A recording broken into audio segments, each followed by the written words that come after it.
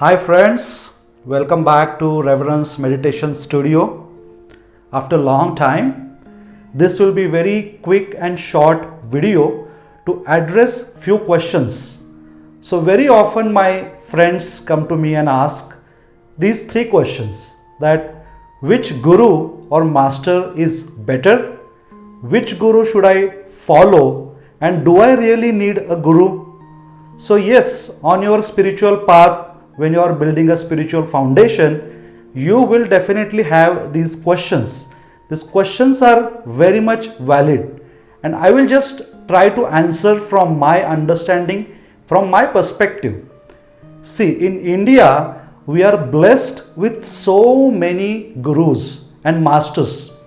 Just to name a few, we have Sri Ramakrishna Paramahamsa, Vivekananda, Swami Vivekananda, we have Raman Maharshi, we have Sri Sri Sadguru, we have some modern gurus as well, Swami Mukundananda, Sri Gaur Gopal Das. So the list continues, and I am not naming the ancient masters, Sri Shankara, Adi Shankara, Jnaneshwara.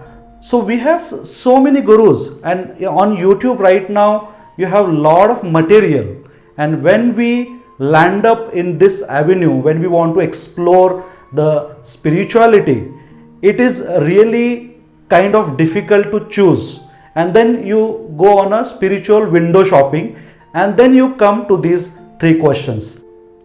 So coming back to our first question, who is better?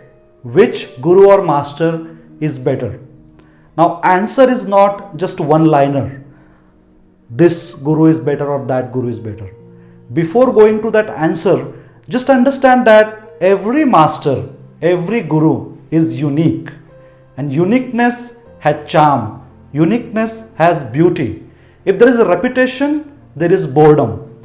So all these gurus, they have their unique styles, methodologies, attitudes, attire, accent, so many different things.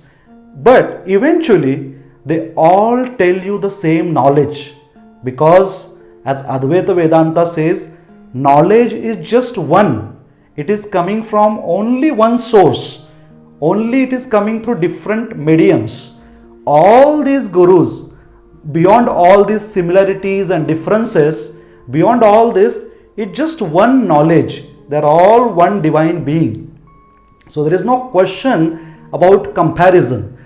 Some people even argue that my guru is better, Sri Sri is better, Sadguru is better, and sometimes even they go on to debate. So the debate is a futile exercise. I would say it is childish. Answer is very simple. All the gurus, all the masters, they are unique. Their knowledge is same, coming from the same source. So let's move on to the second question. Whom should I follow? Now this is very subjective, guys. I won't be able to tell you this is the guru we should follow. There is no one answer to it. It is up to you. What we need to do is we have to explore. There are a lot of YouTube videos, there are a lot of knowledge, there are a lot of books. So you have to go through different courses to that particular organization. Let's say Sadguru has inner engineering, Sri Sri has art of living, and there are so many different missions. So we have to go, explore, do the courses, learn the techniques, experience by yourself, and you will realize, because something might hit you and something might not hit you, because it depends upon your own impressions and what are your preferences, what is your taste. But you will realize, you will get it, this is for me.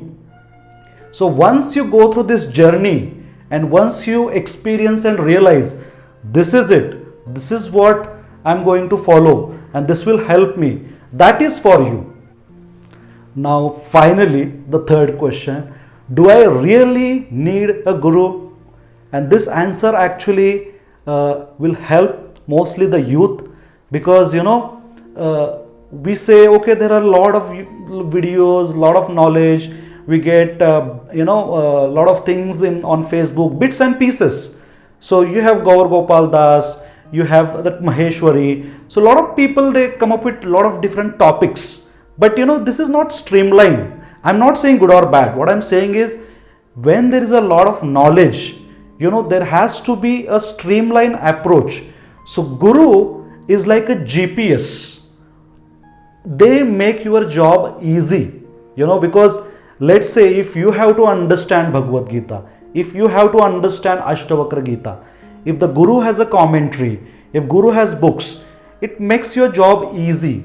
So if you have a Guru, what will happen is, with that GPS, there will be a streamlined approach, and based on your current situation, based on your current state of your spiritual journey or foundation, you will be able to carve the path, you will be able to follow the Guru. So stick to one Guru. Even when you basically choose among all these masters, we have to stick with one Guru. We need to have that faith and trust, and that GPS will take you to your destination.